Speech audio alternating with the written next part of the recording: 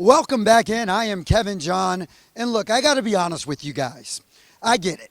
On a night like tonight, it's easy to criticize the Kings, condemn some of the decisions they made throughout the last couple of months, and for lack of better words, just make fun of the franchise for what they've become. But you know what? I'm not going to do that tonight because it's important to realize what this team has gone through, especially over the last few months. This was a team who back in December lost their head coach by way of firing in Mike Brown. And then a couple of months later, they lose their franchise player by way of trading to the San Antonio Spurs. They then acquire a few new teammates. Interim head coach Doug Christie steps in there. He does as good as he can.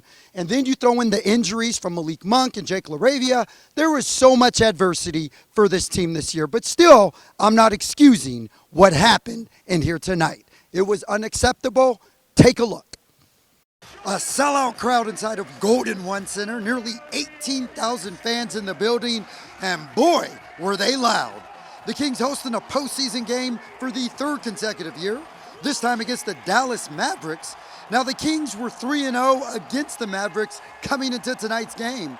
There's just one problem. They have yet to face a Mavericks team with Anthony Davis, and Davis made his presence felt.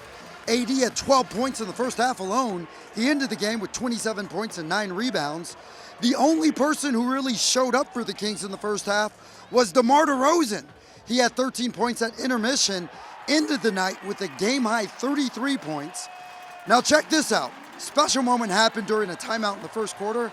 The 2025 NBA G League champion Stockton Kings were acknowledged. They received a standing ovation from the crowd.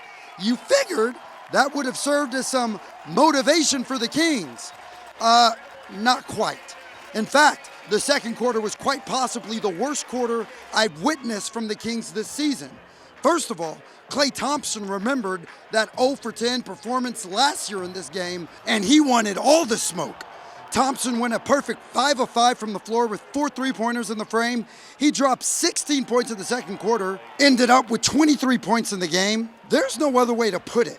The Mavs punched the Kings in the mouth in the second quarter. Dallas outscored Sacramento 44-19 in the second quarter. And to make matters worse, the Kings had 10 turnovers in the second quarter alone.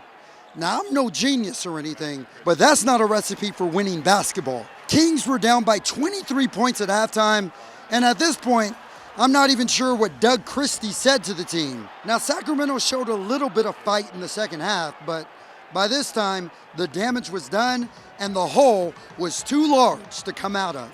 As a matter of fact, Kings fans couldn't even bear to watch. The Dallas Mavericks come into Golden One Center and absolutely humiliate the Kings, 120-106 the final. I think it really won't hit me for the next couple of days. It's probably the most I've been through in my 16-year career. The season that we had, it was a lot. It's too hard to kind of fathom right now, but I'm pretty sure over the next, couple of days it kind of hit, the reality of everything, we all went through.